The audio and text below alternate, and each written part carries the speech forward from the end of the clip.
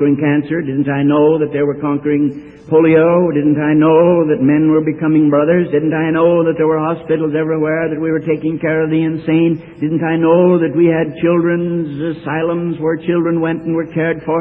Didn't I know that insane people were not driven out into the bushes as they used to be, but were cared for? Didn't I know these things? Well, I don't know whether she was asking me merely rhetorical questions or whether she thought that I just had never been to school.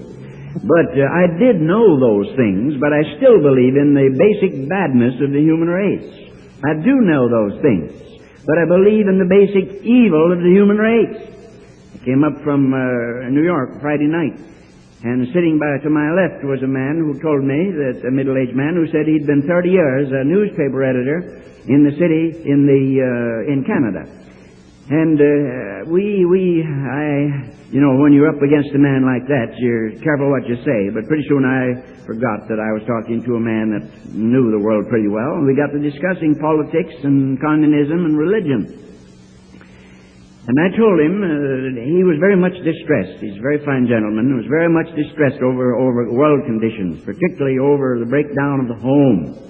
And I said to him, well, don't you know that this is simply a proof of John Calvin's belief that in the total depravity of the human race? And he said that he did. Now, his name was Pat Kelly, and he was an Anglican. He was an Anglican.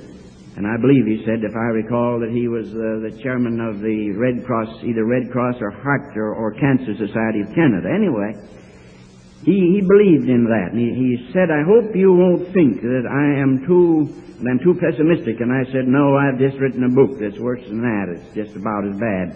Because I don't believe in humanity. I don't believe in the goodness of people unless God helps us, unless God gets into us. Or unless we get into the kingdom of God. People are not good by nature, they're bad. But we don't believe it. Humanity doesn't believe that. People don't believe it. And there's man's kingdom filled with the subjects of Satan. And it's organized and it's implemented by science, and it has in its favor history and familiarity and visible success. And it is of the flesh, and it's from the flesh, and it's for the flesh, and it's dedicated to the flesh and to the passing world. Now that's the kingdom of man, into which you and I are born, regardless of our race. That's the kingdom into which we're born, a fallen, hostile, alienated race. And then there's another kingdom, and that is the kingdom of God. And that kingdom consists of recreated persons, persons who have been born again anew, persons who have made Christ their Lord and in whom Christ is honored, persons who have no confidence in fallen humanity, persons who have no confidence in the soundness of man's moral judgment, but believe that left to himself man will always go wrong, persons who know that they can do nothing in themselves and have no confidence in the flesh or in their own strength, persons who trust in God alone to do an immortal work in them and through them. Now, these are called Christians, and they make up the true church of Christ of whatever denomination.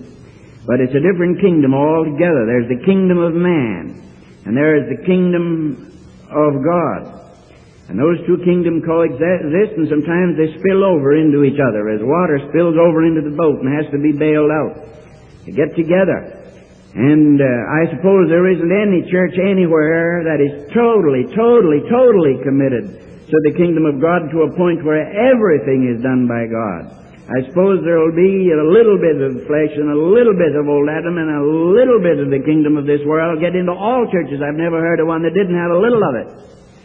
Then there are churches that have almost totally given themselves over to the kingdom of man. And their philosophy is man's philosophy. Their beliefs is are man's beliefs. And their viewpoint is man's viewpoint. And they go the way man goes, and they live the way man lives, and yet they call themselves churches.